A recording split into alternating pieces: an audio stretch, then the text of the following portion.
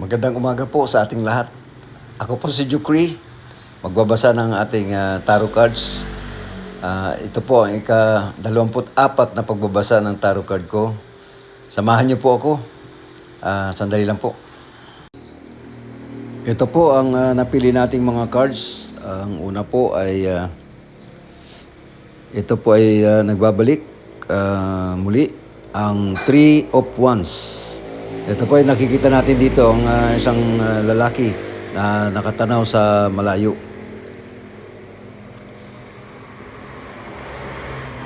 Ang pangalawa po ay Three of Pentacles. Bago po itong nabunot. Isa pong lalaki na may sinusulat. Siya po ay nakaupo sa malapit sa lamesa.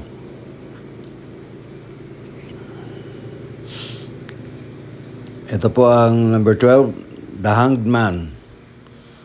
Ito po ay pag binabasa ko ay tungkol ito sa isang tao na nagbabago.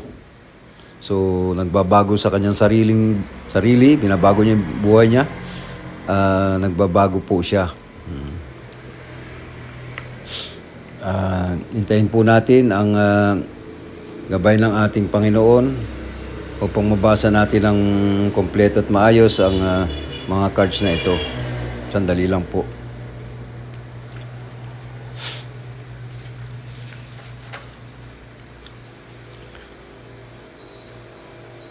Akin pong nakikita, akin pong nararamdaman, akin pong naririnig ang sinasabi ng tatlong cards na to.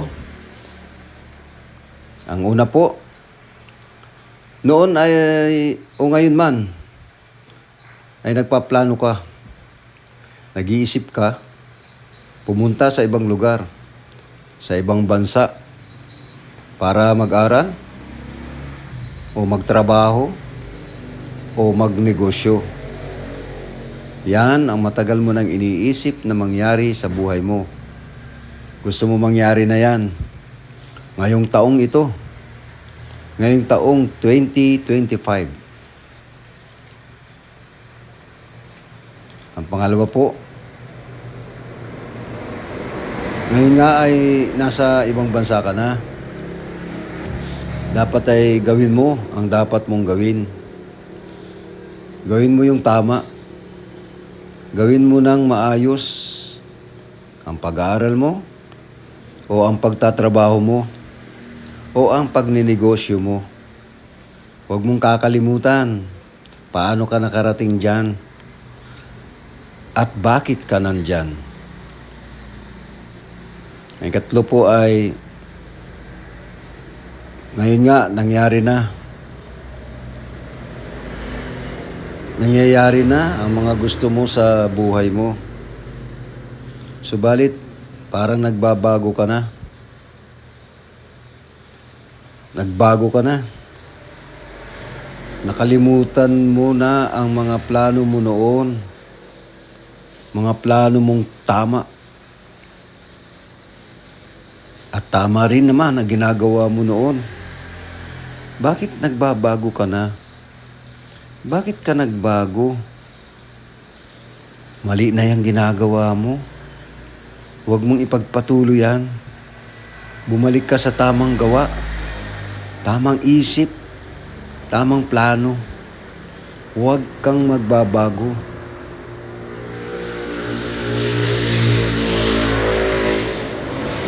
Bumalik ka sa ating Panginoon. Huwag kang humiwalay.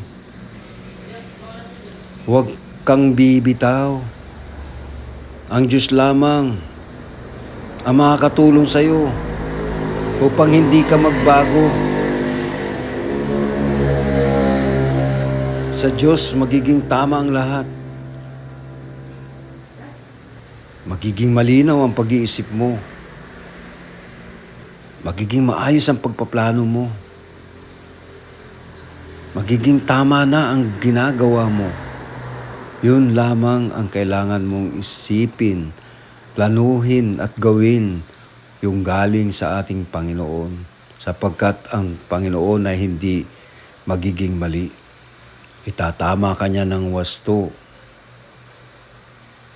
Huwag mong hayaang nagbabago ka. Huwag mong hayaang magbago ka ng isip. Huwag mong hayaang magbago ka ng plano. Huwag mong hayaang magbago ang ginagawa mo. Gawin mo lang yung tama. Hingin mo sa Panginoon natin ang gabay. Siya lamang ang makakaayos ng mga gawain mo. Huwag kang magbabago. Huwag kang mag-iisip ng pagbabago. Bumalik ka. Bumalik ka dun sa tamang pag-iisip.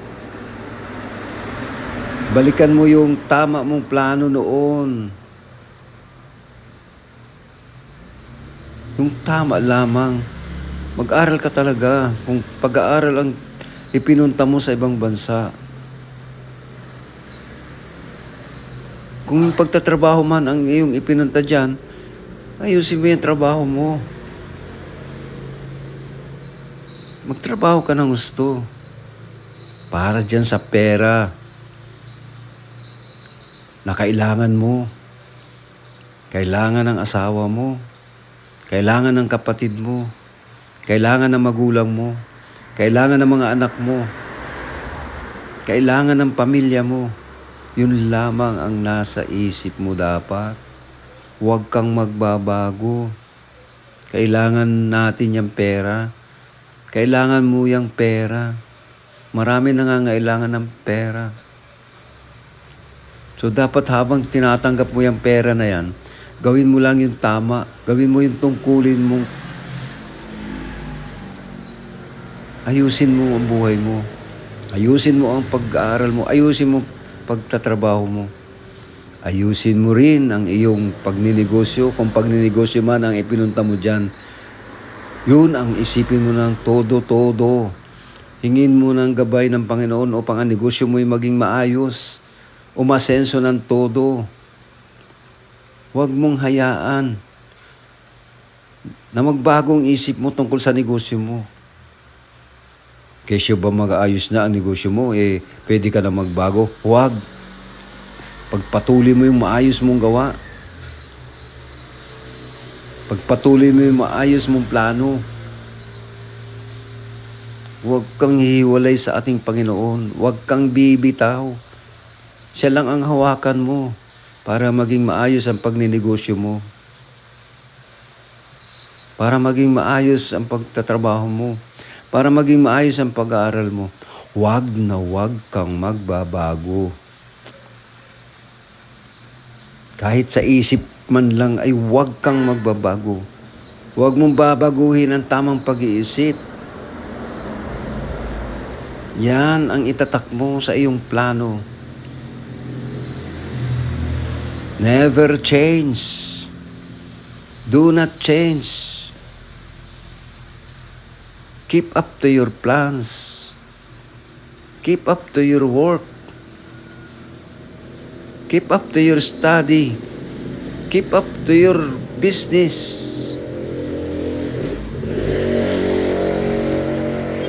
Pasensya na po, naka-English ako ng konti.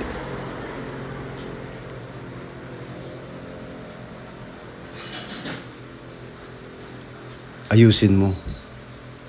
Balik mo sa tama. Yung tamang pag-iisip. Yung tamang pagpaplano. Yung tamang paggawa. Yun lamang ang tama. Lahat ay tama kung kasama mo ang Panginoon. Kung ang Panginoon na sa iyong sarili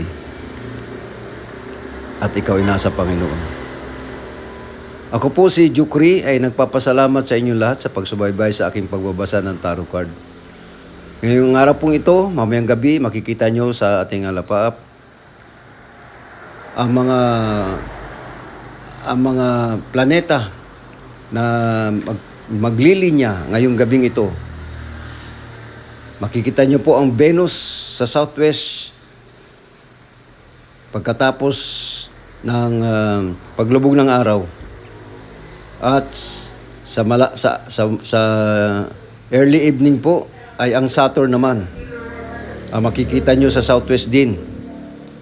Ang Jupiter at Mars po, ang Jupiter nasa ibabaw, ang Mars ay nasa northeast.